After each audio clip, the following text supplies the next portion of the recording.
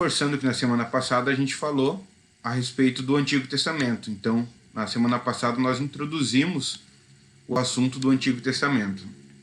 E agora nós vamos entrar de vez a respeito disso. Lembrando que, para quem tiver o livro Redescobrindo Sua Bíblia, você vai poder utilizar ele como um guia complementar para tudo isso e vai funcionar tranquilamente. O adicional que nós vamos fazer aqui na aula é falar algumas coisas além do que já estão detalhadas no livro e passar também uma questão que o livro não trata, que é sobre como nós interpretarmos cada um dos tipos de texto que estão ali presentes. Então, nós vamos começar naturalmente pelo começo, né? E nós estamos falando do primeiro grupo de divisão bíblica, que é o Pentateuco, né?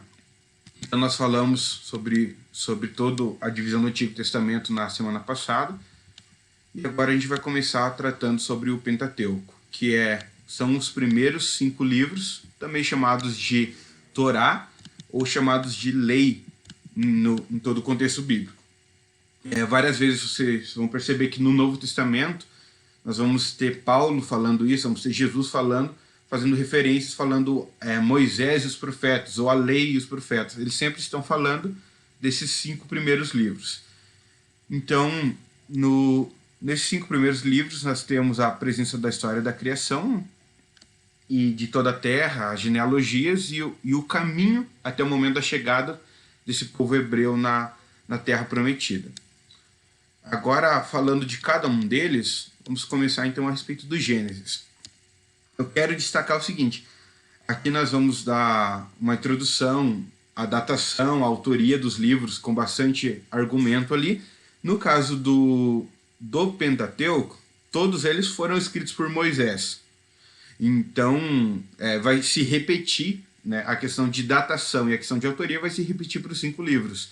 Mas mesmo assim, aqui no estudo nós vamos falar sobre isso. Então, o livro de Gênesis, ele apresenta para nós, né, no seu título, Bereshit, ele está falando sobre no princípio. Então, o significado do nome Bereshit é exatamente isso, é como começa, né, o livro de Gênesis. Ele significa o princípio de todas as coisas. Então, ali ele faz uma referência a como Deus criou todas as coisas desde o início, inclusive a aliança com o seu povo, através da promessa feita a Abraão. A datação e a autoria do livro é um detalhe interessante. A datação está entre 1446 a.C. e 1406 a.C. Se vocês perceberem, nós estamos falando exatamente de 40 anos, porque são os 40 anos da peregrinação no deserto. Então, esse é o período que nós temos ali Moisés escrevendo esses livros. E aqui está um detalhe interessante. Lá atrás, acho que na aula passada mesmo nós falamos sobre essa questão da autoria de Moisés, né? Nós tínhamos algumas pessoas ali que falaram sobre isso, e é um detalhe interessante. Então, aqui eu inseri algumas das provas que nós temos de que a autoria foi feita por Moisés. Aqui eu coloquei só 4, e usando a própria Bíblia como referência. Mas a gente poderia anexar outras, como eu falei da outra vez, na questão dos textos massoréticos, o estilo de escrita relacionado, tudo isso poderia ser uma prova. Mas aqui eu estou usando só provas bíblicas. Então, em Êxodo 17:14 e em Êxodo 34:27, nós temos Deus ordenando a Moisés que escrevesse um livro. Então nós sabemos que no momento em que o Senhor dá essas revelações para Moisés, parte delas, né, era do tabernáculo, do restante do que ele escreve, mas uma parte específica é Deus ordenando ele a escrever um livro. Depois, lá na frente, nós temos Josué, em Juízes, aliás, em Josué 8:30 até o 35, ele fazendo uma referência e falando da lei. E quando ele falava da lei, ele sempre se referia assim, a lei de Moisés. Então, sempre inserindo dentro desse espaço a autoria de Moisés. Nós vamos ter a mesma coisa acontecendo em Daniel 9:11 e em Malaquias 4:4. Ou seja, todos os profetas, inclusive aqui os menores, eles faziam referência a Moisés como o escritor. Tanto que o interessante é que Daniel ele escreve a lei de Deus escrita por Moisés. Então, mais claro do que isso não seria possível. Mas aí, para finalizar, nós temos Lucas 24, 44, que a Lourdes até citou semana passada, que fala para nós o próprio Jesus falando sobre a lei de Moisés como referência. Ou seja, era muito claro e comum para eles o entendimento dos judeus de que Moisés foi quem escreveu. A gente precisa ter em mente um ponto muito claro. Moisés, se a gente fosse colocar o seu surgimento, ele surge no livro de Êxodo. Em Gênesis não existe Moisés, porque a gente tem o começo do mundo, a gente tem uma coisa muito anterior a Moisés.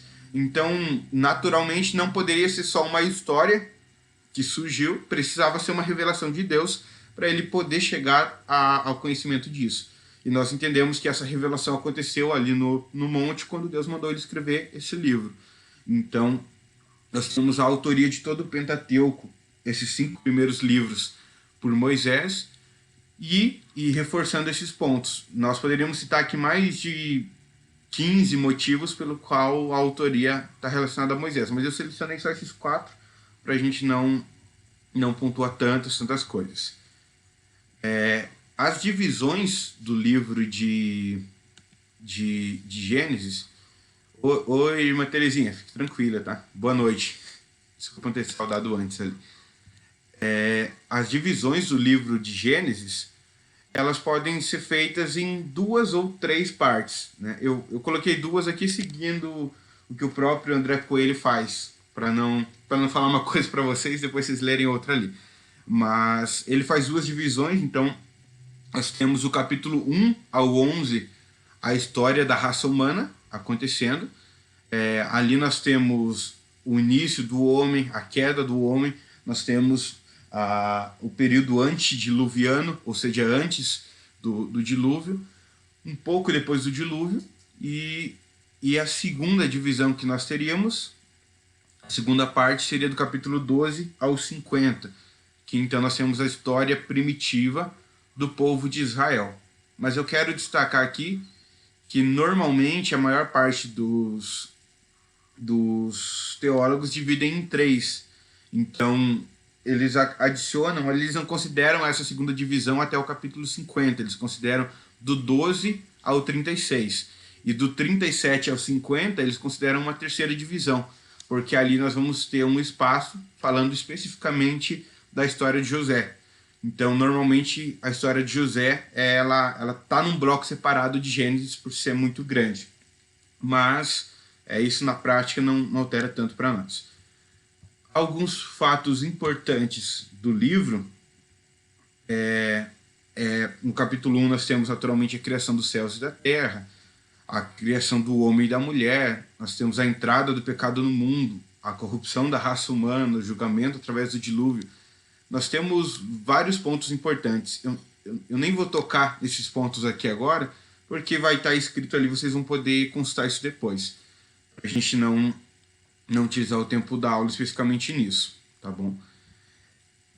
Aqui nós prosseguimos para um ponto muito importante, o tipo de literatura que nós temos em Gênesis. Então, Gênesis usa uma literatura, quando eu digo literatura, eu quero que vocês tenham em mente que é a forma a qual o livro foi escrito, como ele foi comunicado, que tipo de escrita foi utilizado. Então, no livro de Gênesis, nós temos um livro que ele contém uma literatura narrativa. O tipo de texto é um texto narrativo. E aqui depois, lá nesse documento complementar que eu falei para vocês vão ter os detalhes completos a respeito disso. Mas eu quero pontuar aqui alguns detalhes que são muito importantes. Então eu vou nesse momento abrir o parênteses ali no período, porque a gente precisa entender que Gênesis tem praticamente em todo o seu bloco ali de informações, ele tem essas narrativas. Então eu quero explicar para vocês melhor a respeito disso, como como elas funcionam e como a gente pode entender elas. Isso aqui vocês vão lembrar muito daquelas aulas de português, onde se fala sobre texto narrativo, texto descritivo e texto expositivo. Mas aqui, dentro da narrativa, nós estamos falando naturalmente de narrativa hebraica, né, do Antigo Testamento. Então vai ter algumas peculiaridades do texto bíblico. Um detalhe interessante que a gente precisa ver é que a narrativa está presente em vários textos, não só em Gênesis. Quando nós falamos dos livros históricos, o livro de Crônicas, o livro de Samuel, em todos eles nós vamos ter narrativas. O que nós temos é alguém narrando aquela história para nós. Então, isso é uma das formas que Deus decidiu utilizar para revelar a sua palavra para cada um de nós. E dentro desse ponto, o que a gente precisa olhar primeiro é qual que é a natureza das narrativas, né? O que elas são. Uma narrativa, basicamente, é uma história que traz um significado de um ato do passado. Então, as histórias que contam um evento que aconteceu no passado são chamadas de narrativas. E ela tem a intenção de dar um sentido para nós, uma direção para um povo no presente. Então, Deus utiliza uma coisa lá do passado, uma coisa lá de milhares de anos atrás, para aplicar e nos mostrar algo atualmente. Se a gente olhar dessa forma, a gente vai ver que narrativa bíblica ou uma narrativa de algum outro livro padrão vai ser igual. Só que a grande diferença é que a narrativa, o que influencia todo o desenho dela é quem está narrando, mas é primordialmente a respeito de qual história que está sendo narrada. No caso das Escrituras, no caso de Gênesis, a gente pode olhar e pensar, bom, está narrando talvez a história de Adão, está narrando a história de Sete, está narrando a história de Abraão, mas a gente vai descobrir que a Bíblia está narrando a história e a intenção do próprio Deus. Então, o Gênesis não está contando a respeito de nós somente. Ele pode até fazer isso, de certa forma. Ele pode até apresentar outras coisas para nós. Mas a intenção primordial do texto ali em Gênesis é revelar para nós a história de Deus, a história de um propósito que o Senhor tem em agir sobre nós. Então esse é o primeiro ponto que a gente precisa olhar da narrativa. Agora tem algumas características, e isso aqui eu tenho certeza que vocês devem ter ouvido lá na época de colégio, escola, tudo isso, mas é legal você parar para relembrar isso aqui. Quando nós falamos de narrativa, a gente está falando de histórias que naturalmente elas precisam ter personagens, enredos, e ela precisa ter um desfecho, ela precisa ter uma resolução. Então, normalmente, as narrativas elas vão contar algum conflito ou uma tensão que existiu na história e precisa ser resolvido. E, normalmente, quando nós falamos de personagens, nós falamos de personagens que podem ser protagonistas, que é o principal, o antagonista, que é o que vai gerar o conflito, esse atrito, esse problema, e o coadjuvante. Parece muito negócio de novela, né? Mas faz parte da interpretação. Coadjuvante, que é um outro personagem que se envolve na história. Então agora eu quero que vocês pensem comigo no exemplo da criação e da queda do homem com esses olhos. Por exemplo, vamos pensar ali. Deus seria o protagonista, porque o protagonista é o principal, é quem está agindo em todo momento. Então Deus é o protagonista da história. E, naturalmente, Satanás, ou os poderes maus, seriam os antagonistas, né? Eles são os que querem destruir, querem gerar atritos contra as coisas boas. E o homem, no caso ali Adão e Eva, seriam os coadjuvantes, ou o povo de Deus em toda a história seriam coadjuvantes. E aqui a gente descobre uma coisa interessante. Por exemplo, nós temos Deus criando o homem, ou seja, nós temos ali ele como protagonista criando o homem.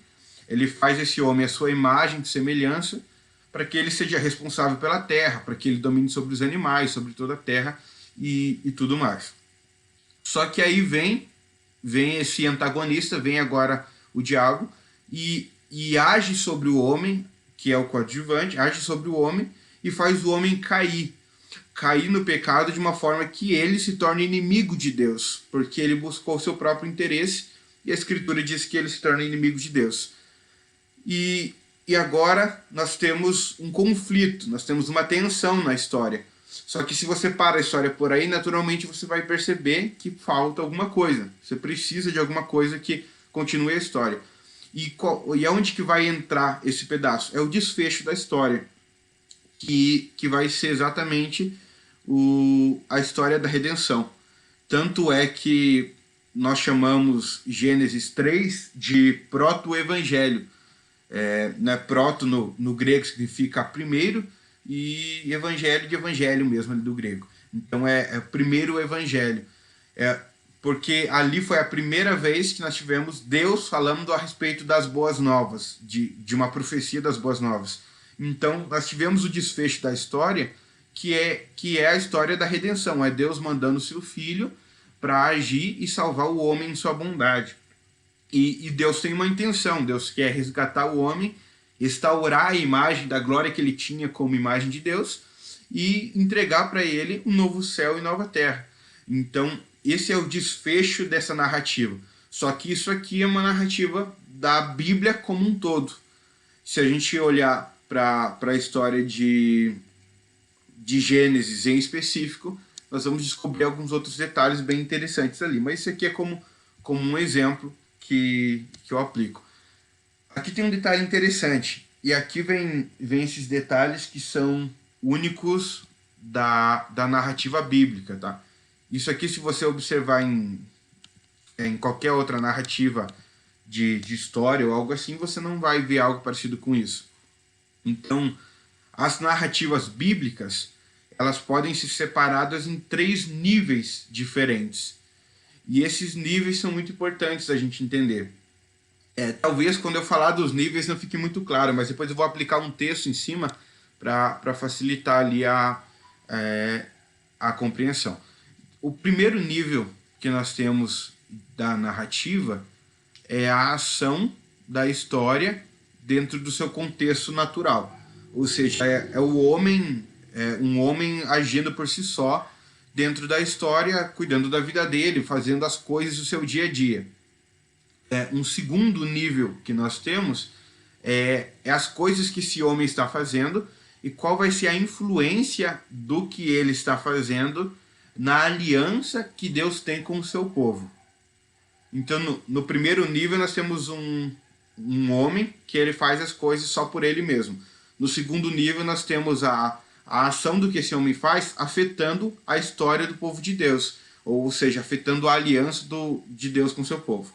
E o terceiro nível, que é o nível maior, é o nível chamado de metanarrativa, é a influência dessa ação desse homem e dessa história em relação ao plano de Deus por completo. Em todo o plano que Deus tem para executar sobre o homem. Agora eu quero usar um texto que eu acho esse texto demais para a gente parar e analisar nesse sentido. Nós temos um texto de Gênesis 37, 28, que é a história de José. Né? Aqui é só um pedacinho bem curto da história dele. Aqui, então, queriam matar José. Aí a Bíblia diz que fala, não, por que a gente vai matar? Vamos vender ele. E a gente ganha uns trocados, inventa uma história e o rapaz some para sempre. E aí, em Gênesis 37, 28, o texto diz o seguinte: passando, pois, os mercadores midianitas, tiraram e alçaram a José da cova, e venderam José por 20 moedas de prata aos ismaelitas, os quais levaram José ao Egito. Olha que interessante a visão que nós podemos ter aqui da palavra de Deus quando nós olhamos dessa forma. Se você olhar pensando no primeiro nível, pensando nos 3 níveis ali, vamos aplicar o primeiro. O primeiro nível é o homem, é a natureza dele. Se a gente fosse olhar só no primeiro nível, nós temos um grupo de ismaelitas que eles passaram e eles compraram a José e iam levar ele como escravo. É só isso. Acabou a história. É uma coisa natural. Eles compravam escravos, vendiam escravos e acabou a história por aí. Agora, o segundo nível é quando tem uma influência disso dentro do contexto do povo de Deus. Então, quando a gente reflete nesse segundo nível, a gente tem que ver o seguinte: se José morresse, depois lá na frente, quem que ia alimentar os seus irmãos? Quem que ia alimentar os irmãos de José? Porque se José morresse, naturalmente, nós não íamos ter ninguém para interpretar aquela visão, aquele sonho do faraó, e nós não íamos ter ele como governador cuidando do armazém. Então, qual a influência que sofreria? No segundo nível, nós descobrimos que Deus guardou a vida de José exatamente com a intenção de guardar a aliança que ele tinha com Abraão, lá de trás, lá do capítulo 12 de Gênesis. Então, aqui nós já vemos que é um nível mais profundo, é uma ação acontecendo para o propósito de outra. Mas quando a gente para e reflete no terceiro nível, parece que tudo fica muito mais claro para nós. O terceiro nível é a influência dessa história no contexto de salvação que Deus projetou. Agora vocês observem comigo que loucura. A gente olha para a história de Abraão, focando em Abraão agora.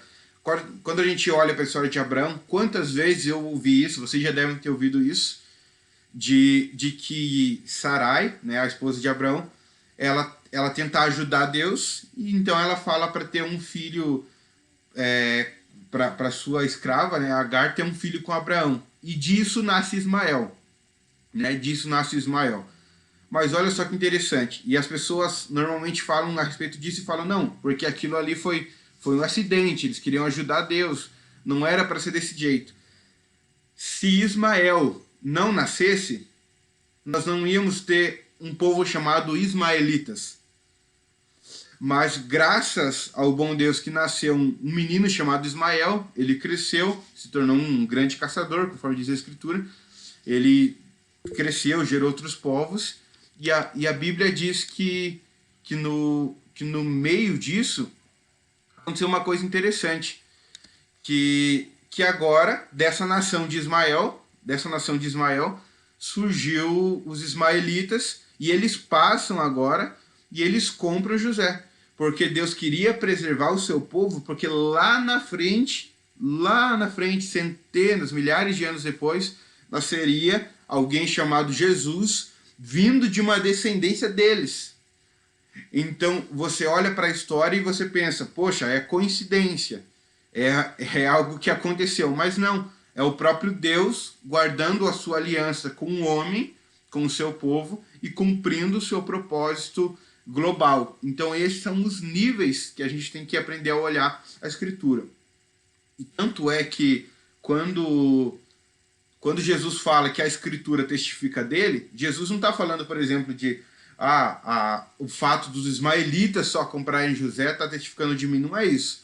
Mas é a junção de tudo que a Escritura faz. É esse terceiro nível. É Deus controlando toda a Escritura e direcionando todos os caminhos, que faz com que o nome Jesus seja testificado e glorificado através da Escritura.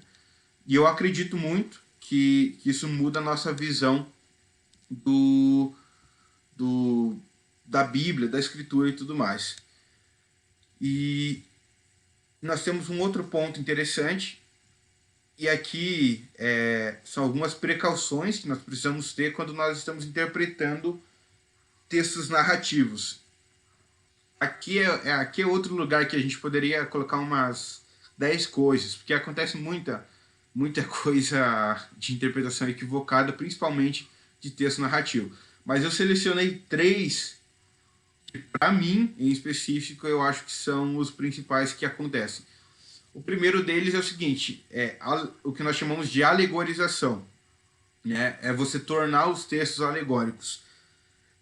Eu entendo, todos nós precisamos entender que o Antigo Testamento ele serviu como sombra para o Novo Testamento. A gente já falou isso na aula passada, isso está claro para nós.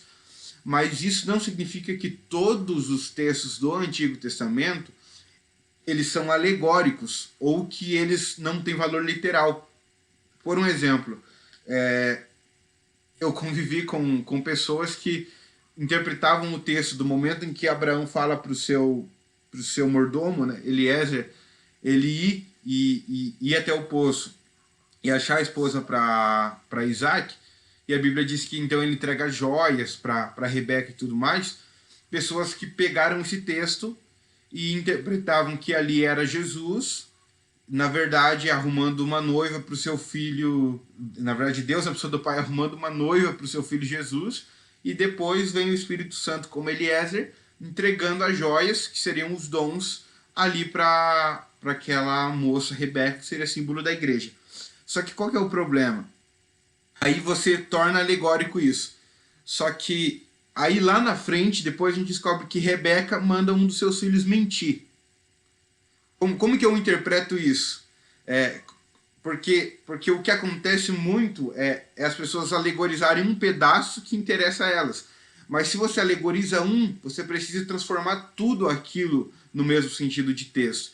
E aqui que está o problema. É por isso que eu tenho que ler a Escritura, principalmente em Gênesis, sabendo que ela está falando de algo que aconteceu. Era Abraão falou para Eliezer ir até um poço, arrumar uma moça, porque queria que Isaac casasse, ponto. É isso. Eu não preciso de um outro texto para alegorizar os dons que Deus dá para a sua igreja, porque a Bíblia já diz que Deus faz isso. A Bíblia já diz que o Espírito Santo ele dá dons para a sua igreja. A Bíblia já diz que sim, que Deus busca uma noiva que seja adornada e que ela seja santa e irrepreensível. E essa é a noiva de Cristo. Nós já temos isso na Escritura. A gente não precisa de outros textos que sejam alegorizados ou tornados simbólicos ou proféticos para isso. Tanto que esse é um cuidado que a gente vai descobrir com o tempo, que nós temos que ter até na ideia de atos proféticos. Porque às vezes tudo que a gente quer fazer de diferente não está na Escritura, às vezes não tem base, a gente fala, não, é ato profético. E não é bem assim, né? O ato profético tem que apontar para uma visão de algo que nós buscamos em fé, mas isso precisa naturalmente ser embasado por alguma coisa. Um segundo problema que nós temos, que é muito comum, a gente precisa cuidar, é a descontextualização. Isso aqui é a mãe de todas as heresias.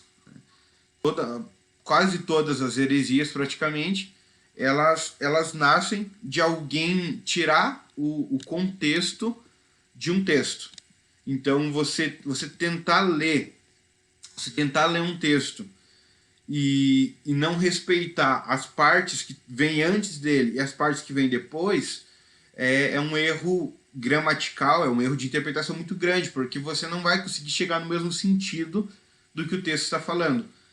Tanto é que a gente precisa sempre relembrar que quem fez essa divisão da nossa Bíblia foi um padre, né? Essa separação por capítulos e versículos. Não que seja ruim, mas a gente precisa lembrar que os papiros originais, eles não estão numerados em capítulos e versículos. Eles são uma linha em geral ali escrita. Então, se você não lê o contexto, se você não lê o que está escrito antes e o que está escrito depois, você corre um grande risco de acabar caindo numa heresia ou interpretando um texto errado. Então, para isso é importante a gente olhar para o texto e respeitar aquela regra que nós falamos lá sobre a exegese hermenêutica. Tanto é que é interessante a gente pensar que isso aqui foi o que o diabo usou no deserto contra Jesus. Porque se você prestar atenção nos versos, né, que o diabo usa, ele só usa versos isolados. Então ele vai lá e quer usar o sentido de um texto que não tinha nada a ver. E pelo poder da palavra, Jesus o combate. Então, esse é um dos motivos pelo qual nós precisamos conhecer a Escritura.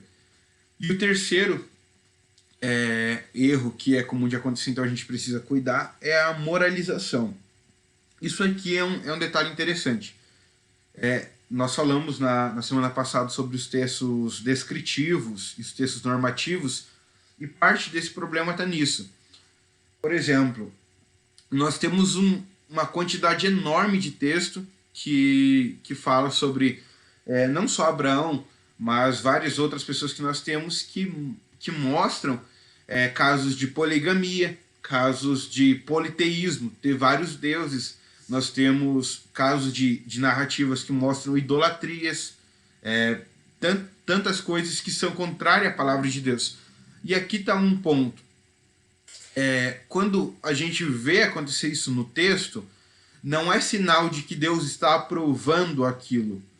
É uma narrativa. Uma narrativa você conta como aconteceu. Ali pode ver que você não vai ver, depois de Abraão tem Sarai e tem Agar, você não vai ver Deus abrindo um parênteses, falando, Moisés, abre um parênteses e coloca, isso aqui eu não gosto. Isso aqui vocês depois vão saber lá em Êxodo que não é legal. Nós não temos isso, porque é uma narrativa. A narrativa não está dando doutrina para nós. Ela não está nos dando ordenanças, ela não está nos dando mandamentos. Ela está apenas descrevendo algo que aconteceu. Ela só está narrando uma história natural. Então, nós nunca podemos olhar para isso com um olhar de ordenança. Pelo contrário, se você olhar para Abraão e pensar no contexto ali da poligamia, você pode facilmente olhar para a Bíblia e descobrir que a Bíblia não ordena isso, pelo contrário, a Bíblia proíbe. Tanto é que Paulo depois faz essa referência lá para Timóteo e tudo mais, e inclusive ali a gente vê o agir da graça de Deus mesmo sobre Abraão. A mesma coisa como nós vemos quando Israel começa a adorar outros deuses, nós temos a narrativa disso, mas não a aprovação de Deus. Então o texto narra e descreve, mas com o auxílio de outros textos que têm essa função de doutrinar, aí sim nós podemos compreender o sentido real de cada uma dessas coisas. Bom, por fim, eu quero passar para vocês alguns princípios que nós podemos utilizar então para a interpretação exclusiva das narrativas. Então, aqui é aquela mesma ideia de exegese, né? Aquilo sempre vai ser uma aplicação prática, mas aqui é uma coisa específica para esse tipo de linguagem, para esse tipo de literatura. Quando for uma narrativa, você pode usar isso aqui. Então, primeiro, respeitar o contexto geral da história, né, da passagem. Isso aqui é um princípio padrão. Então, nós precisamos respeitar o contexto geral da história. Nós precisamos compreender que a narrativa ela conta o que aconteceu e não o que deveria ou não acontecer. Então, é aquilo que nós falamos sobre ser um texto narrativo. Ela só está narrando o que aconteceu. Ela não vai dizer se é certo ou errado. E um terceiro ponto é as narrativas elas não ensinam para nós diretamente uma doutrina. Para isso, nós vamos usar outras partes da Escritura que vão servir exatamente para isso. Depois nós vamos até ver alguns casos assim. Os exemplos que nós temos nas Escrituras, aqui é um outro ponto, eles nem sempre são bons. Na verdade, na maior parte das vezes, eles são ruins. Tanto é que nós descobrimos, né, na comparação com o caráter de Deus, esses detalhes. Então, os exemplos presentes na Escritura, ali no caso, por exemplo, de Gênesis, não são exemplos normalmente bons, pelo contrário, são exemplos normalmente ruins. As narrativas, elas têm uma característica muito forte, elas são seletivas e elas são incompletas. Não no sentido de escolha, de não revelação por parte de Moisés, mas sim o próprio Deus foi quem selecionou aquilo que nós deveríamos saber. Então, você olhar para o livro de Gênesis e falar, poxa, tem um monte de coisa que esse livro não responde. Nossa, até hoje eu não sei sobre os dinossauros. Tudo bem. Deus resolveu não revelar sobre os dinossauros, porque ele entendeu que isso não vai afetar a nossa salvação. Se o dinossauro existiu ou não existiu, sinceramente, assim, na prática, para mim não vai fazer diferença. O ponto é que a gente confiar na Escritura para o sentido de salvação. Então, Deus decidiu revelar aquilo que é importante para nós sabermos relacionado à salvação. As narrativas, elas não são escritas para responder às nossas questões teológicas. Então, novamente, ela não vai ter revelação de tudo, mas ela vai buscar cumprir o propósito que foi determinado por Deus. E um detalhe interessante que eu acho muito legal da gente parar e refletir é que no final de todos os casos que a gente analisa, a gente descobre que sempre o herói, o salvador de tudo, é o próprio Deus. Né? Pegando aquele exemplo que nós falamos sobre a queda do homem, né? Sobre a ideia de Deus, o inimigo e o homem. A gente descobre que o salvador, o herói, aquele que vence, aquele que cuida de todas as coisas é o próprio Deus. E graças à misericórdia dele que ele faz isso sobre nós. Então, aqui nós encerramos essa parte da literatura narrativa. Então agora eu fecho esse parênteses gigantesco e volto ali para a gente continuar nos livros a partir de Êxodo. Tá? Se alguém tiver alguma dúvida, pode mandar ali no chat que eu abro espaço aqui. Mas no livro de Êxodo, como eu falei lá atrás, nós temos que entender que, como todo o Pentateuco foi escrito por Moisés, então a gente vai ter muita semelhança. Mas o livro do Êxodo, o nome dele significa saída, né? E faz referência exatamente à saída deles do Egito e a grande caminhada que os israelitas iniciaram ali. Naturalmente, quando no final de Gênesis a gente descobre que José ele tinha ficado ali no Egito, mas depois disso, no final de Gênesis, começo de Êxodo, a gente sabe que ele vem a falecer. Quando ele falece, se levanta um outro governador e um outro faraó que não conheciam o Deus de José. Então, eles veem a multiplicação do povo de Israel e eles começam a temer, porque era um povo que se multiplicava muito, muito, muito. Nisso tinha passado um período ali de aproximadamente 400 anos, desde a promessa de Deus para Abraão. Então, nós temos esse tempo entre o Gênesis e o Êxodo. E ali começa então a história real no período de Moisés mesmo. Né? A datação e a autoria naturalmente vão ser iguais, então também é entre 1446 e 1406 a.C. E também os mesmos pontos ali quanto à questão da autoria por Moisés. As divisões de Êxodo têm um ponto interessante para nós. Êxodo, ele não é um livro só narrativo, né? Ele a partir do capítulo 19 ele vai entrar um outro tipo de literatura. Mas falando das divisões dele, nós temos então 3 divisões no livro de Êxodo.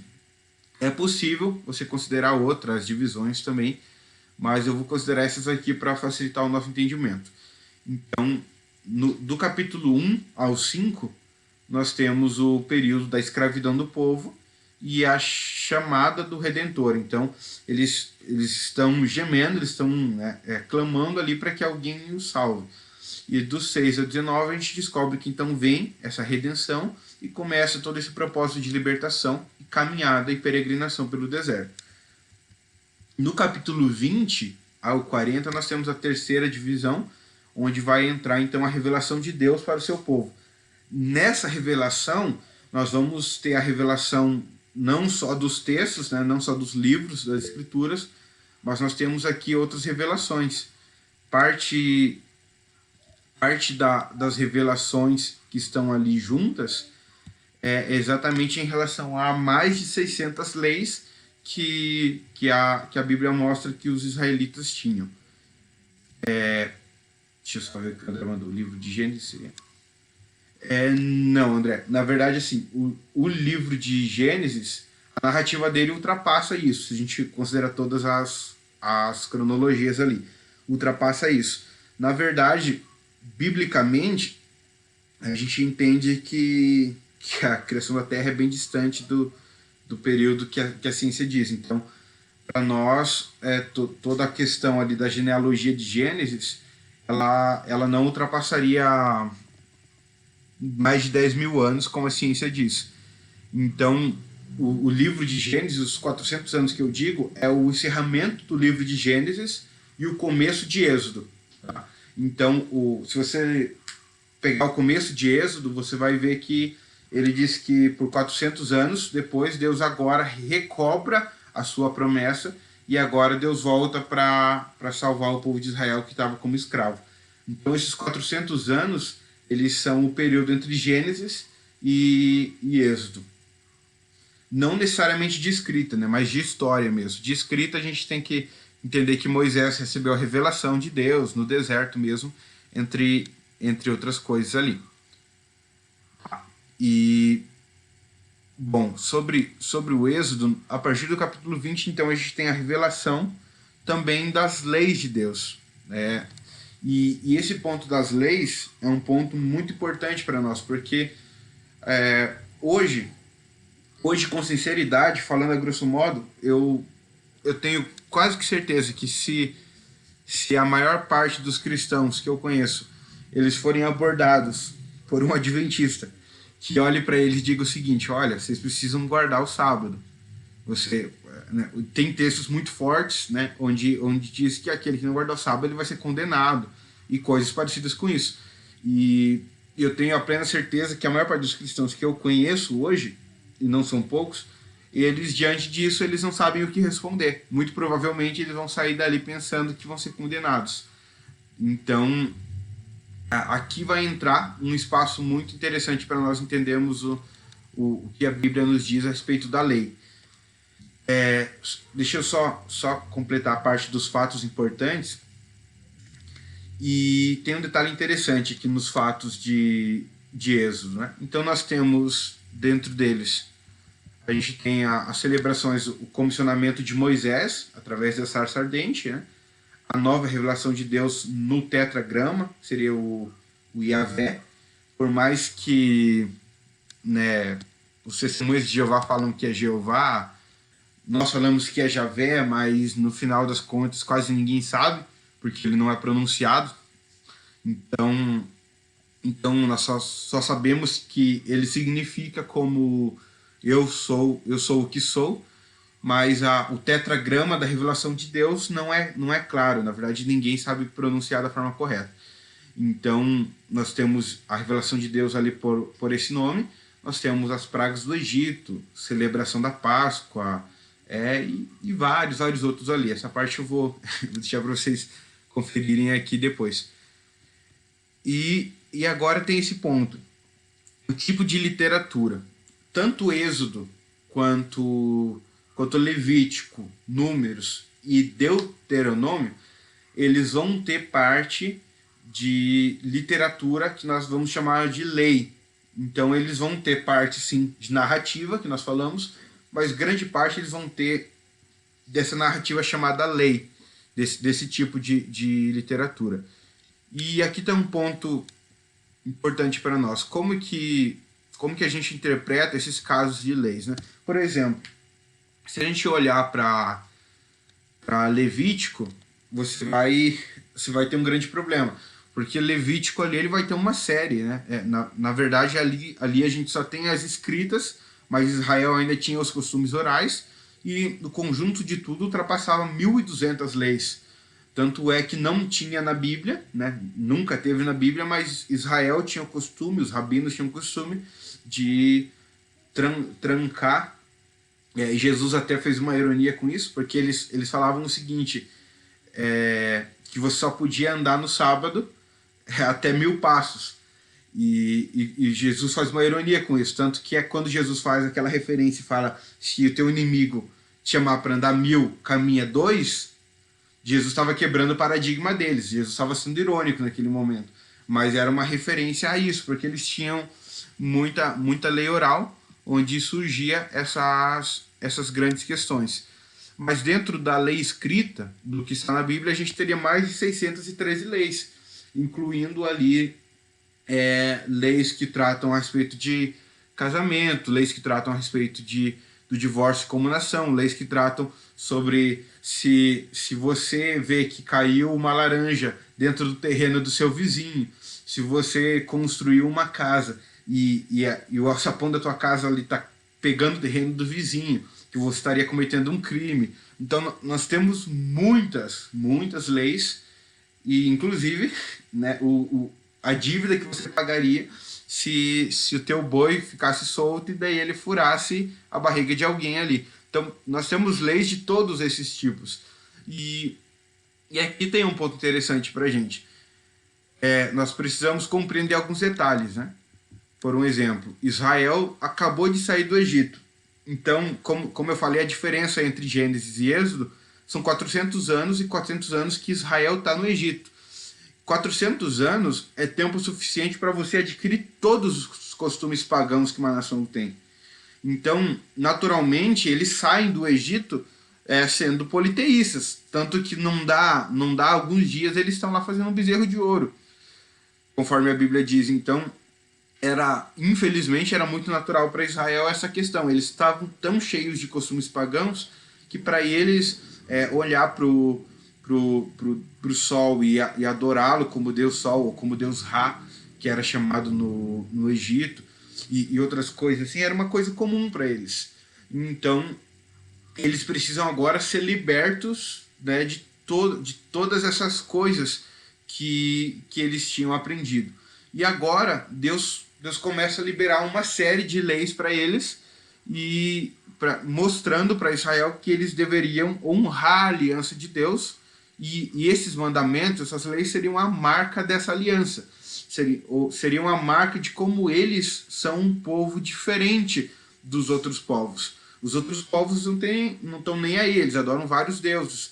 Mas esse Deus que Israel serve, ele exige ser adorado como o único Deus. Então, essa é a ideia de quando surgem as leis. Mas aí a gente precisa descobrir algumas coisas, né? Nós temos uma separação entre as leis do Antigo Testamento. Nós temos uma primeira categoria de leis que são chamadas de leis cerimoniais.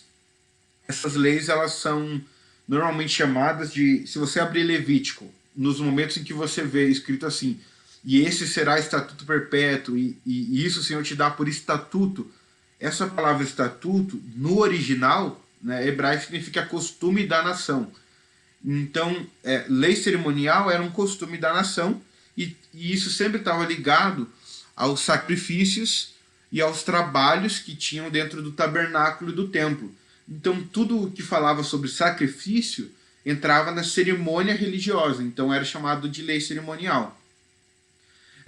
Nós temos um segundo tipo de lei, que era chamado de lei civil. Esse segundo tipo de lei eram leis que eram morais, tirando as dos 10 mandamentos, eram todas as leis que falassem sobre uma questão moral. Quando a gente pensa nessa questão, por exemplo, de você ter um animal que deveria ficar preso, ele sai e ele acerta alguém, de certa forma uma lei moral, porque isso é a prevenção, né, de um animal seu atingir o seu vizinho ou algo assim. Então é um cuidado moral de relação sua com o próximo. E nós tínhamos o terceiro, que seria a lei moral dita, que seria os 10 mandamentos. Aqui, nos 10 mandamentos, a gente tem que entender que é Deus direcionando a santidade para cada um de nós como indivíduo. Então é Deus dizendo para cada um como eles poderiam se santificar diante de Deus e compreender essa moralidade, que nada mais é do que a gente pegar o que o próprio Deus nos ensina, a moral de Deus, o caráter de Deus, e estampar nisso. Só que aí a gente tem um problema, a gente tem essas divisões e a pergunta que sempre surge para nós é qual que é o nível de aplicação que nós temos hoje para essas leis. Ainda hoje, se o meu cachorro aqui, não é um boi, mas é um cachorro, se ele sair ali e der um problema, eu estou dentro de um texto bíblico? Não estou. Se cair a fruta aqui, eu não tem nenhuma árvore, mas se alguém tiver uma árvore e plantar e cair no meu terreno, nós vamos ter um problema por conta de que tem um texto bíblico? Qual que é a validade disso para nós, como cristãos hoje? E essa é uma pergunta totalmente coerente, é uma pergunta séria e que, sinceramente, deveria ser um dos fundamentos mais simples da nossa fé. A gente deveria saber isso, porque a gente proclama a nossa fé, né, em Deus. A gente precisa explicar o porquê que a gente não guarda uma coisa que está na palavra dele. Porque se eu já vi casos disso, né? Mas se um ateu chega e diz para você, poxa, mas vocês guardam o que vocês querem. A gente falou na semana passada a respeito do dízimo como exemplo, né? Mas vocês guardam partes do que vocês querem e o resto vocês não querem guardar. Então, isso é uma pergunta real. A gente precisa entender o porquê que parte é mantida e parte não é mantida. Então, para isso, a gente tem que olhar o que a Bíblia nos ensina. Em Romanos 10:4, nós descobrimos uma coisa muito interessante. Eu vou até colocar o texto aqui que eu quero ler com vocês. Romanos 10:4.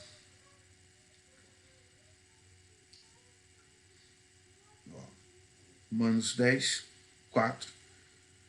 O texto diz o seguinte: porque o fim da lei é Cristo, para a justificação de todo o que crê. Claro que assim, eu não vou ir exatamente contra o que eu acabei de falar sobre a gente respeitar o contexto. Então, depois eu peço para vocês leiam o capítulo todo, para vocês entenderem. Mas esse verso 4, ele é um verso chave do capítulo 10. Ele está falando o seguinte: tudo que aconteceu, tudo que nós tivemos de lei, ele veio para se completar em Cristo. Cristo é o que completa tudo isso. Aí nós temos um segundo texto, que esse texto eu acho ainda mais interessante, que é Gálatas 3. E o contexto de Gálatas está muito nisso, porque o problema que estava acontecendo em Gálatas era exatamente as pessoas quererem ser justificadas pela lei. Então, em Gálatas 3:23, Paulo diz o seguinte: antes que essa fé chegasse, estávamos sob a custódia da lei, nela aprisionados, até que a fé haveria de vir fosse revelada. Desse modo, a lei se tornou nosso tutor, a fim de nos conduzir a Cristo, para que por intermédio da fé fôssemos justificados. Agora, no entanto, havendo chegado a fé, já não estamos mais debaixo desse tutor. Olha que interessante, ele usa a palavra que, na verdade, ali no original era ai, né? E é muito legal você pensar nisso, porque isso era um costume do seguinte: os tutores, do exemplo que Paulo está falando, do original, era uma pessoa que, por exemplo, hoje, né, agora, no momento da pandemia não, mas vocês devem se lembrar dessas pessoas que têm aquelas vans grandonas e que você paga para ele buscar o seu filho, você pega ele e ele leva até a porta da escola. É disso que Paulo está falando. Paulo está dando um exemplo de um tutor que pegava na mão da criança, andava com ela até chegar no local. E depois ele largava e deixava ela naquele ambiente. E ele diz que a lei, ela foi nossa tutora. Ela foi o que nos levou até esse ambiente. Então a lei pega na nossa mão e ela nos leva até Cristo. Ela aponta para Cristo. Então, Cristo, baseado em Romanos 10 e Gálatas 3, ele é a consumação da lei. Depois disso, nós temos que entender, por exemplo, com Efésios 2, no verso 15 e 16, que Paulo fala que agora Cristo aboliu, ele cumpriu a lei e ele aboliu a diferença que existia entre judeus e gentios. Então, todos nós somos um em Cristo. E a maior parte dos problemas que a gente tem é porque as pessoas, quando ouvem isso, elas entendem duas coisas. De um lado, a gente tem pessoas que saem dizendo: ah, não, então vocês querem viver sem lei, né, que normalmente são os que nos acusam de querer viver sem lei. Do outro lado, nós temos alguns cristãos que entendem a mesma coisa, eles acabam entendendo que então eles podem viver de qualquer forma. Mas aí nós então descobrimos no mesmo texto de Gálatas, no capítulo 6 e no verso 2, que Paulo nos fala que nós estamos debaixo da lei de Cristo. E a lei de Cristo, né, é uma pergunta normal da gente pensar qual que é a lei de Cristo. A lei de Cristo seria simplesmente o que ele mesmo nos apresentou lá em Marcos 12, por exemplo. Jesus fala sobre o ame ao Senhor teu Deus de todo o teu coração, todo o teu entendimento, de toda a tua força, e ame ao teu próximo como a ti mesmo. Essa é a lei de Cristo. A lei de Cristo está designada no amor. Por mais que alguns falam que daí vai ser o resumo dos 10 mandamentos ou não, mas a questão prática não é essa. A questão é que a lei de Cristo é o que Cristo nos passou, é o que ele nos relembrou. Então, quando nós olhamos para a lei, porque isso aqui a gente tem que entender que nós estamos falando sobre como interpretar os textos. Então, quando nós olhamos para a lei, quando você olha para o livro de Levítico, de Êxodo, da lei, tudo isso, você deve olhar com os olhos de um cristão que foi salvo em Jesus e que tem consciência de que a lei já foi cumprida em Cristo. E um segundo olhar que nós temos que ter é que quando eu olho para a lei, quando eu abro o Levítico, bate um desespero no meu coração, porque eu descubro que nada do que está ali eu conseguiria cumprir. Nada do que está descrito nas 613 leis que tem, eu conseguiria cumprir. Eu seria refém da maior parte delas, talvez 10 eu separaria e poderia dizer, talvez eu possa segurar o meu animal aqui e cumprir essa, mas seria a melhor coisa que eu conseguiria fazer. Mas a gente seria extremamente julgado e condenado se nós dependêssemos da lei. Então a lei ela veio para olhar para o Mateus e falar, Mateus, se depender de mim, você não tem salvação. Então eu vou te levar para o tutor que pode te salvar. Então eu vou te levar para alguém que tenha salvação. E quando eu olho para Cristo, eu chego para ele descobrindo que eu não tenho como ser salvo pelos meus méritos, porque se eu tivesse, eu não precisava de Cristo, eu ia pela lei mesmo. Então eu não tenho como ser salvo pelas minhas obras, porque senão eu também iria pela lei. Então eu dependo totalmente e exclusivamente da graça de Deus, e eu sou convidado a viver pela lei de Cristo. E um segundo detalhe interessante é que nós podemos olhar para a lei sabendo que ela, assim como grande parte do Antigo Testamento, apontava também para Cristo. Quando você olha o sábado, você descobre em Hebreus que o sábado apontava para o descanso em Cristo. Então, você não precisa mais olhar e pensar, poxa, é o sétimo dia, algo assim. Não, agora nós descansamos em Cristo. Ele é o sétimo dia, ele é o sétimo ano, ele é o nosso descanso eterno. E você pode olhar para a Páscoa e descobrir que a Páscoa acontecia lá, era morto um cordeiro, eles comiam pães asmos, ali pão sem fermento, pão duro, para doer o dente e lembrar de como era o Egito.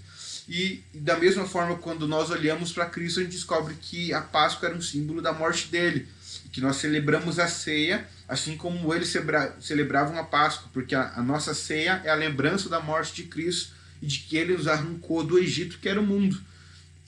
E por fim, nós podemos olhar, por exemplo, para a festa das primícias, né, baseado no que o próprio Paulo fala lá em Coríntios 11, Coríntios 15, quer dizer, sobre a revelação de que Cristo é a primícia dos mortos. Então, ele é o que ressuscitou como primícia de Deus. Então, quando nós olhávamos para a festa das primícias no Antigo Testamento, a gente sabe que, na verdade, apontava para a ressurreição de Cristo, que seria a primícia dos que iriam ressuscitar.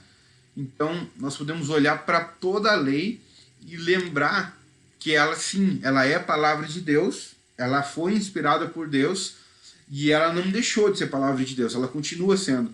Mas ela não é mais um mandamento para nós, porque ela já cumpriu o tempo que era necessário dela. Ela já foi cumprida e exercida em Cristo. E agora, quando nós olhamos para ela, a aplicação que ela tem em nós é a de nos mostrar que nós já fomos salvos em Cristo. E deixa eu ver a pergunta aqui. No caso, se tornou como que a cultura deles. Eu não entendi bem a pergunta, Bruno. Se você puder falar no áudio, por favor. Eu queria saber se todas essas leis, esses costumes, a gente poderia dizer que é a cultura dos judeus hoje? Então, hoje já nem para eles mais é possível a gente dizer isso bem, porque a maior parte deles nem eles mantêm isso, né? Mas algumas coisas eles ainda mantêm, só que, na verdade, eles deixaram muito de seguir o que estava em Levítico ou em Números, né? E eles passaram a seguir muito mais a tradição oral rabínica. Então a gente tem muitas coisas que os rabinos começaram a escrever e em cima do que os fariseus faziam, tudo isso. E aí surgiram, por um exemplo, como eu falei ali da questão dos 1000 passos que você dava no sábado. No sábado você tinha uma distância mínima que você poderia percorrer, aliás, uma distância máxima.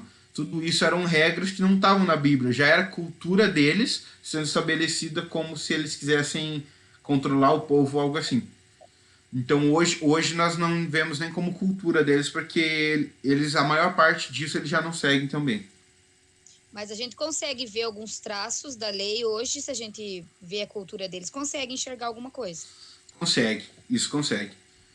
Na verdade, o povo de Israel é um povo dos mais cheios, né? Tanto na questão cultural mesmo. Eles são um dos mais provenientes. Tanto é que isso aqui que a gente tá falando sobre lei e tudo isso que a gente está falando sobre Gênesis, Êxodo, Levítico, Números, Deuteronômio, eles começavam a passar para as crianças dos 7 aos 11 anos. E não era, né? A gente tem essa facilidade de estar com a Bíblia, mas o teste que era feito para eles era deles decorarem toda a Cabala, né? Eles chamam de Cabalá, a tradição oral e os escritos de Moisés.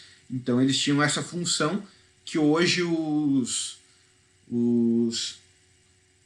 tem uma outra religião que eu esqueci o nome agora, não é tem o judaísmo, o islamismo faz a mesma coisa. Eles também falam para as crianças até hoje decorarem as leis e pronunciarem como prova da sua fé em Deus. Então, ainda bem que a gente não tem esses testes, porque não seria prático para nós. Bom, nós temos aqui então esses detalhes sobre o livro de Êxodo. A gente então entende isso. Levítico, Números e Deuteronômio, na questão de datação e autoria, vai seguir a mesma ideia. A única coisa é que tem divisões, né, diferentes ali dos livros. Mas isso eu vou posteriormente mandar para vocês poderem ler, né? E caso tenham qualquer dificuldade, nós vamos falando. Naturalmente, na próxima aula, nós vamos falar sobre os livros históricos. Então, ali nós vamos começar a entrar a respeito de Josué. Um detalhe interessante eu quero pontuar para vocês é o livro de Deuteronômio. Esse eu acredito que seja interessante de pontuar. Só um detalhe.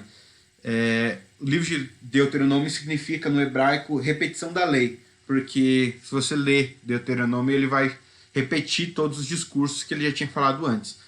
Mas tem um detalhe interessante, e aqui entra o bom senso, né? Por exemplo, no capítulo 34 é contada a morte de Moisés. Mas aqui, é por isso que eu digo da questão do bom senso na interpretação. Naturalmente, no capítulo 34, se Moisés morreu, não era Moisés escrevendo. A menos que a gente tivesse uma outra religião, aí a gente estaria indo para o lado do espiritismo, aí já não é a nossa praia. Mas o que nós temos ali no capítulo 34, só o capítulo 34, que seria uma adição feita daí por Josué, que era um discípulo, podemos dizer assim, de Moisés, né? Tanto é que o 34 e depois Josué vão meio que se interligar nos textos ali. Então, isso eu queria pontuar para vocês, e queria dizer o seguinte: se vocês olharem ali depois no documento que eu vou mandar, no livro de Deuteronômio eu não coloquei nenhum ponto principal do livro, porque eu considero que ele é o livro mais importante de todo o Pentateuco. Se você ler todo o restante da Bíblia, ele é o livro mais citado em toda a Bíblia, inclusive por Jesus, ele também é o livro mais citado. E ele é onde tem o que nós podemos dizer que é a canção quase que de hino nacional de Israel, quando eles falam sobre o ouve, ó Israel, o Senhor é o nosso Deus. Então essa parte para eles é quase que uma canção, eles proclamam isso diariamente. Então ali de Deuteronômio eu deixo esse desafio para vocês lerem ali e adquirirem esse conhecimento dele, porque ele é muito, muito importante. Deixa eu ver aqui o que o André mandou.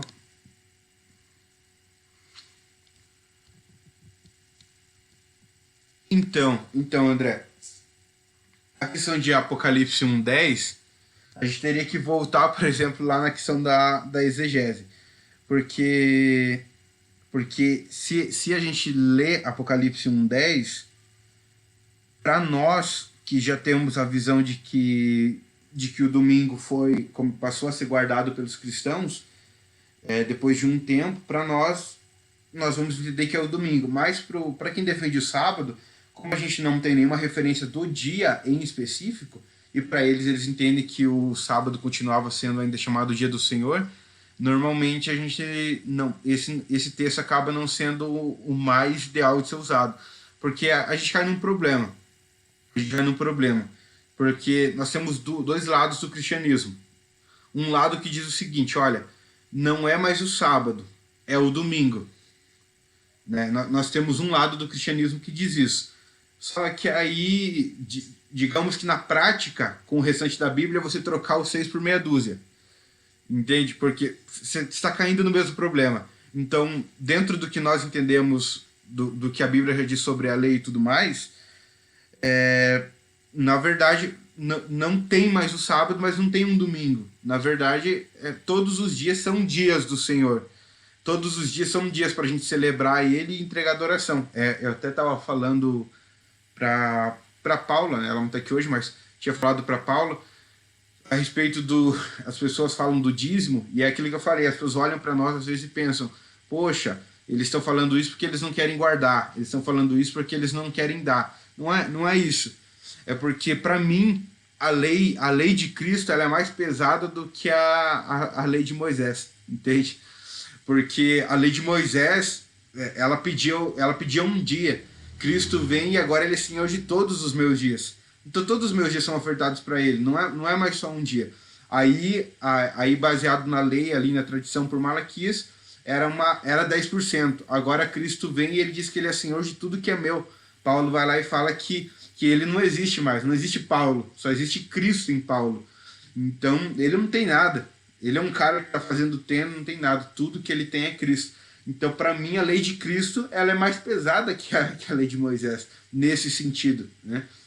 Então, eu acredito que, voltando à pergunta original, esse texto acaba não sendo tão claro, porque vai depender muito da interpretação de cada um. A gente vai ter esse risco. Mas, no contexto bíblico, para mim, eu acredito que todos os dias passaram a ser do Senhor e assim é a melhor maneira de nós vivermos, né? Bom, galera, é isso aí. Não sei se vocês querem comentar alguma coisa hoje, só reforçando um ponto importante. Então, eu vou mandar aquele documento que eu sempre mando ali com o dia da aula, né, com o número da aula, quer dizer. E, além disso, vai esse documento complementar, que ele vai ter isso que a gente falou sobre os tipos de literatura. Esse documento complementar, a cada aula eu vou atualizando ele também com outros tipos de literatura que tem. Eu não vou colocar todos agora, porque senão acaba dando confusão, porque a gente tem umas literaturas que são um pouco mais dinâmicas ali, principalmente quando é simbólico ou apocalipse, que é uma literatura específica. Mas nós vamos ter algumas questões ali no final para serem respondidas. Essas aqui é só pegar o copia e cola ali. As respostas estão todas ali dentro. E só quero compartilhar uma coisa com vocês, o seguinte: aquilo que eu falei sobre a aula complementar, como seria a ideia de juntar tanto os de segunda e os de sexta. Muito provavelmente, se a gente for fazer, a gente vai fazer numa quinta-feira ou num sábado, talvez um desses dias. Mas nesse dia que for fazer, eu vou avisar com antecedência, né, pra gente fazer. Talvez a cada 5 ou 6 aulas ali. Só que eu vou abrir um formulário e eu gostaria que vocês entrassem lá para votar, porque lá vai ser o tema sobre o que nós vamos falar. Então eu pretendo colocar temas que são os temas mais polêmicos que a gente enfrenta. Então lá sim a gente vai colocar sobre dízimo, unção, línguas estranhas, tudo isso para a gente ver a base da nossa fé, o que é certo, o que é errado e tudo mais. Tá bom? Aí só para avisar vocês. Pode falar, Bruna. Você tá querendo ver o negócio pegar fogo, hein, Matheus? Ei, Matheus, dentro daquilo que você estava falando sobre o que o André falou do dia lá, né? Eu penso da mesma forma. Eu penso assim que como o Cristo veio e cumpriu todas as coisas, se a gente parar de acreditar que o sábado era o dia, né? Porque a lei já foi cumprida, mas começar a acreditar que é o domingo, a gente está fazendo igual, só mudando o dia. E com relação à questão, né, de Cristo, eu fico pensando que realmente, se você quer dar desculpa a alguma coisa, mais fácil pegar algo da lei para você cumprir, dar de ombro, do que você viver esse evangelho pleno que Jesus nos chama para viver. Porque quando eu olho para os discípulos, Jesus chama eles de forma integral. Né? Quando eu olho para o jovem rico, ele diz, vai e vende tudo. Ele não fala, vai, me dá o teu dízimo, né? Exatamente. Entrega o teu dízimo para os pobres. Ele diz, vai e vende tudo que você tem. Né? Então, o que Jesus nos chama a fazer é uma entrega total, diferente da lei. Se você cumprisse aqueles pontos da lei, vamos dizer que você seria justo. Né? Agora, como Cristo entregou muito mais do que né, poderia, qualquer um de nós Exatamente. poderíamos entregar, ele também não aceita menos do que uma total entrega. Né? Eu creio que, claro, que é progressivo, você não conhece Jesus já Uhum. e entrega tudo, é algo que, conforme você vai conhecendo, tendo a revelação de quem ele é, você vai se entregando, né? Mas realmente, hoje, para nós, a gente pode olhar para a lei e pensar que era muito pesado para eles, era muito difícil, e era, porque eles faziam na carne. Hoje nós temos vamos dizer assim, um chamado muito mais difícil, uma coisa muito, mas em compensação nós temos o Espírito que nos Exatamente. ajuda a fazer essas coisas, né? Nos induz a fazer essas coisas. Então, realmente, hoje, se você quer dar uma desculpa, é mais fácil pegar a lei. Eu posso pegar a lei e dizer, não, eu vou dar 10% e ponto, entendeu? Eu tô de boa. Agora, quando eu vou para a Exatamente. lei de Cristo, aí eu sou constrangida a fazer muito mais do que aquilo que, na realidade, eu podia usar como desculpa e fazer, né? Não, isso é um detalhe muito interessante. Até porque eu, eu percebia, né, e isso infelizmente é uma realidade muito presente. Eu tive muitos amigos, ainda tenho muitos adventistas, né? E parte do que eu vivenciava com eles era exatamente ver que várias vezes eles chegavam e o que eu ouvia deles era assim, não, eu guardo o sábado, tipo, vocês não guardam o sábado. Só que no restante de Atos, né, por exemplo, sobre a questão de como a gente se porta na questão de testemunho como cristão, palavras torpes que a gente precisa cuidar no nosso linguajar e tudo mais, eu percebi que isso não existia. E eu lembro que um dia eu até falei para um deles, falava, eu acho que a impressão que vocês têm é que a nossa vida é de viver sem lei. A gente sai aí, faz o símbolo do rock and roll e fala, vamos viver à vontade. Eu falo, não. Eu falo, veja, eu acho que é mais fácil você falar que a ideia é do sábado, vai só um dia ali, mas o convite que eu recebo dito diariamente é para todo dia me chegar a ele. Todo dia agora eu preciso ir até ele. E agora eu sei que ele, na verdade, é a conclusão de tudo. Não faz sentido. Esse é o ponto que a gente precisa entender. Se a gente tem uma realidade, se você quer guardar o sábado, você pode guardar. Paulo até fala isso. Você pode guardar. Mas você tem que ter a total convicção e ficar muito claro que isso não altera em nada a tua salvação. Porque se você inserir isso como regra de salvação ou como moral diante de Deus, você está perdido. Se você olhar e pensar, poxa, eu vou fazer isso porque eu quero que Deus olhe para mim com bons olhos, eu quero merecer a salvação. Não tem como. Né? É impossível.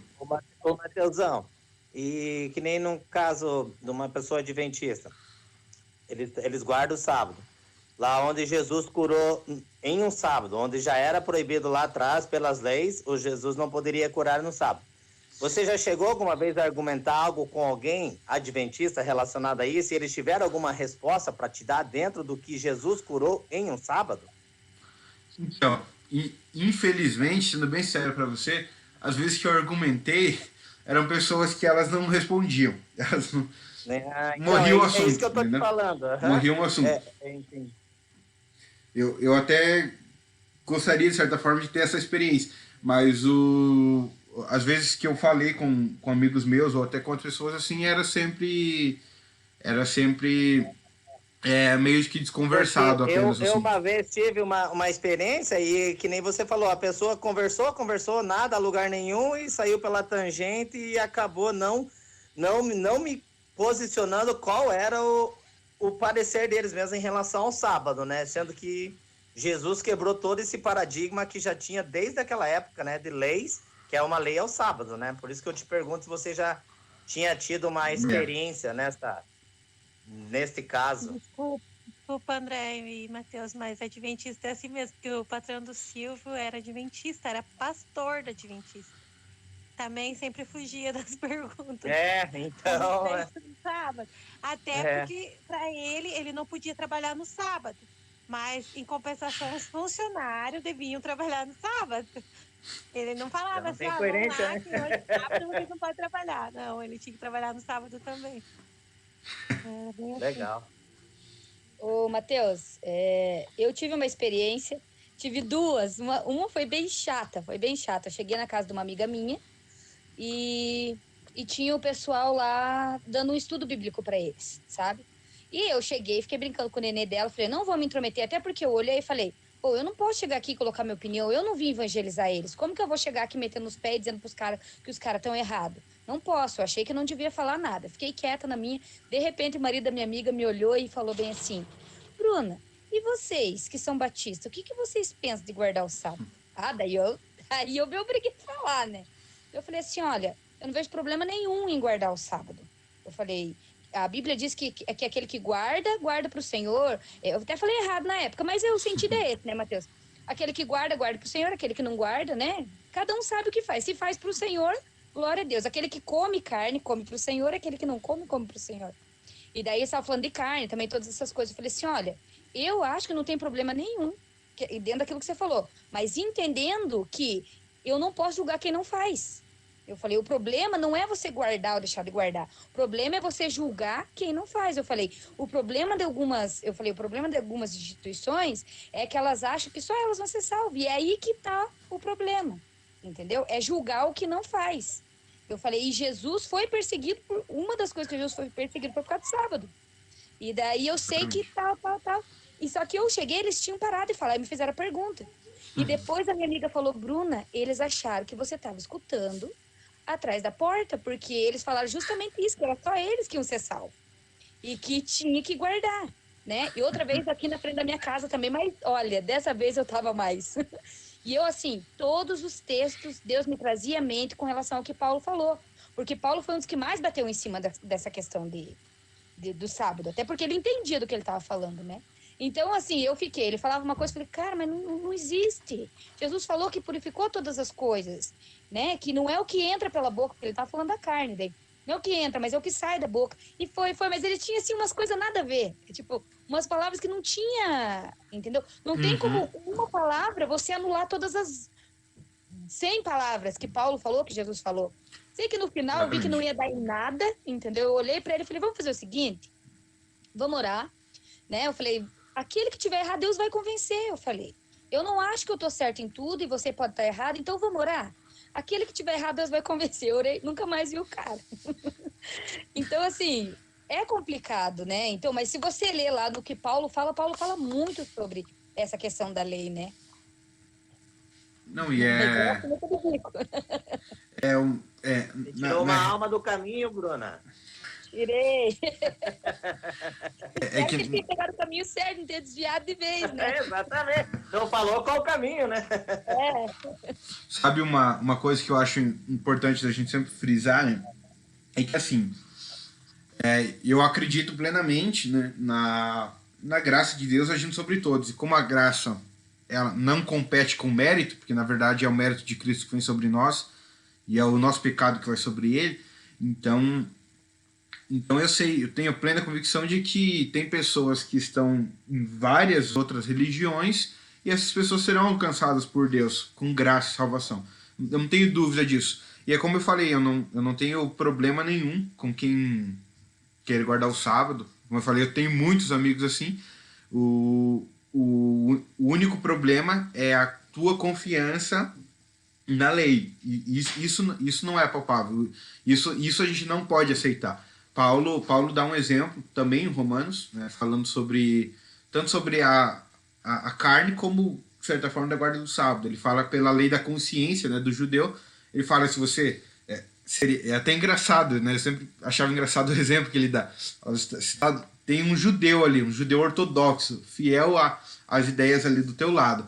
Você vai aparecer com um bacon do lado dele, começar a morder com tudo ali, ele vai se ofender, entende? Ele vai se ofender porque é contra a fé dele. Isso é natural. Então Paulo vai lá falar, ó, faz o seguinte, não come esse bacon perto, entende? Ele fala, em respeito a esse judeu, não faz isso ali. Ele fala sobre a lei da consciência. E esse é o ponto. Desculpa. Até que esse judeu também chegue na maturidade de Cristo.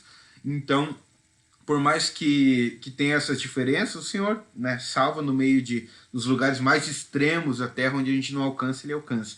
Então, a gente tem que ter essa convicção, mas isso não nos tira a obrigação da gente expor a verdade do Evangelho, né, para eu ia cada pessoa. falar, Matheus, você acha que a gente, no caso, negligenciando entrar, digamos, em um debate, eu não estou negando aquilo que eu acredito e aquilo que eu creio que é verdade? Que muitas das vezes a gente, para não entrar em rota de colisão, em conflito, a gente acaba concordando, porque se eu não debato, se eu não argumento, eu estou concordando com o que a pessoa está me expondo.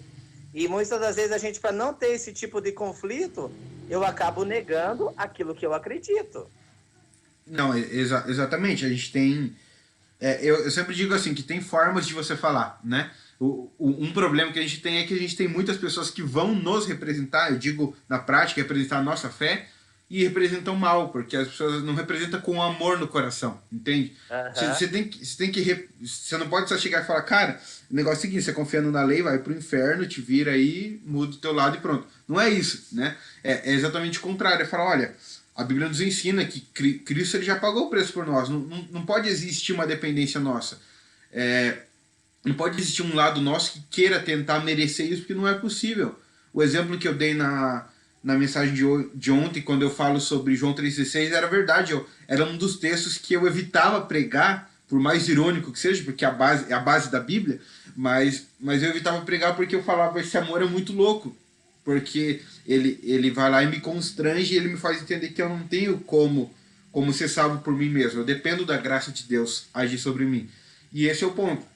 A gente precisa falar, mas a gente precisa pedir muita graça de Deus no como falar, né? No como alcançar. Para não ser a gente tentando ganhar com os argumentos, mas ser o Espírito convencendo pela graça.